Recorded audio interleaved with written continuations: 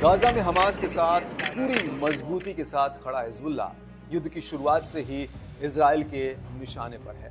दरअसल हमास की मदद कर रहे हिजबुल्लाह ने गाजा में इजराइल की मनमानी नहीं चलने दी और युद्ध के मैदान में उस पर जमकर हमले भी किए। इधर इजराइल भी हिजबुल्लाह और हमास जैसे संगठनों को खत्म करने की जिद पर अड़ा है।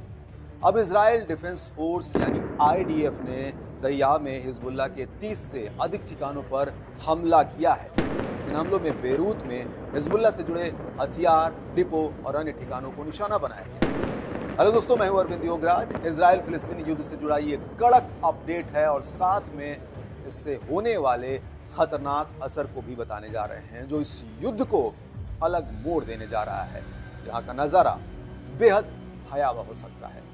तो सुनिए पूरा मामला। इजरायली सेना ने गुरुवार शाम घोषणा की कि आईडीएफ ने दहिया में हिजबुल्लाह के हथियार भंडारण वाले अड्डों को निशाना बनाते हुए ताबड़तोड़ कई हमले किए। आईडीएफ की माने तो हिजबुल्लाह के जो ठिकाने इजरायली सेना के निशाने पर थे वो सभी घनी आबादी वाले क्षेत्रों में स्थित थे। इस पर आईडीएफ का कहना है कि लेबनानी नागरिकों को हिजबुल्लाह मानव ढाल के रूप में इस्तेमाल कर रहा है, जो ठीक नहीं है। अब इधर हाल के दिनों में दहिया में 30 से अधिक आतंकी ठिकानों को निशाना बनाकर कई बार हमले किए गए। दहिया में मिलिट्री इंटेलिजेंस के इशारे पर इजरायली वायुसेना यानी आईएएफ ने हमले किए। हालांकि आईडीएफ का कहना है कि हमले में नागरिकों को कम से कम नुकसान हो, इसके लिए उसने खुफिया जानकारी जुटाने, निगरानी करने के साथ ही नागरिकों को इलाका खाली करने के लिए चेतावनी भी दिया था। अब रिपोर्ट के मुताबिक आईडीएफ के प्रवक्ता ने लोगों को चेतावनी देते हुए एक्स पर अरबी भाषा में एक पोस्ट लिखा था, जिसमें लोगों को दक्षिणी बेरूत और अल घोबेरी इलाकों को खाली करने के लिए कहा गया था। आईडीएफ ने कहा कि वो बेरूत के दहिया क्षेत्र में हिजबुल्लाह के आतंकी ढांचे को निशाना बनाना जारी रखेगा, ऐसा उसने पुरजोर तरीके से कहा है। आईडीएफ ने सीरिया में दमिश्क में पीआईजे हेडक्वार्टर पर हमला किया। इजरायली सेना ने कहा कि दमिश्क हमले में फिलिस्तीनी आतंकी समूह, उसकी संपत्ति और हेडक्वार्टर टारगेट पर थे। सेना ने गुरुवार दोपहर को इस बात की पुष्टि भी की। इजरायली वायुसेना के लड़ाकू विमानों ने सीरिया के दमिश्क में हिजबुल्लाह से जुड़े ठिकानों पर हमला किया। सीरिया की राजधानी दमिश्क में कई रिहायशी बिल्डिंगों पर गुरुवार को किए गए इजरायली हमलों में कम से कम 15 लोग मारे गए और 16 घायल हो गए।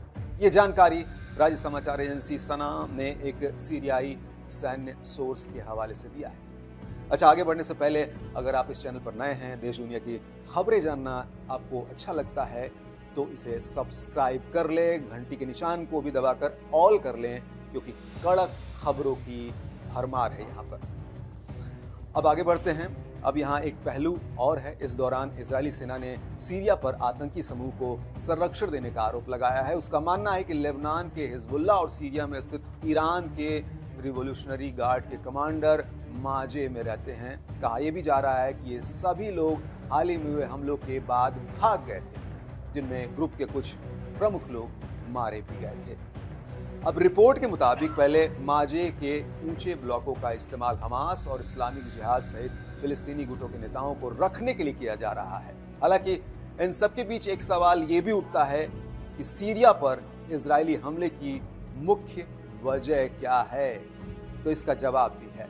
इजरायली सालों से इजराइल वो सीरिया में ईरान से जुड़े ठिकानों पर हमले कर रहा है। बीते 7 अक्टूबर को हमास ने जब इजराइल पर हमला कर करीब 1200 लोगों का नरसंहार किया, तब से हमले तेज हो गए हैं। इसके बाद गाजा युद्ध छिड़ा।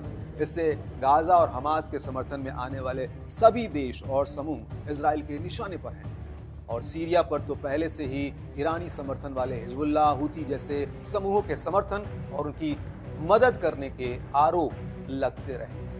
अब इन सभी पहलुओं को देखने से साफ पता चल रहा है कि इतने लंबे समय से चल रहे युद्ध वो सुलझने की जगह और उलझते जा रहे हैं। रोज नए दुश्मन और नए ठिकानों पर हमले हो रहे हैं और हल कुछ भी निकलता नहीं दिख रहा है। ये डर भी बना हुआ है कि पता नहीं कब विश्व युद्ध की स्थिति ना बन जाए।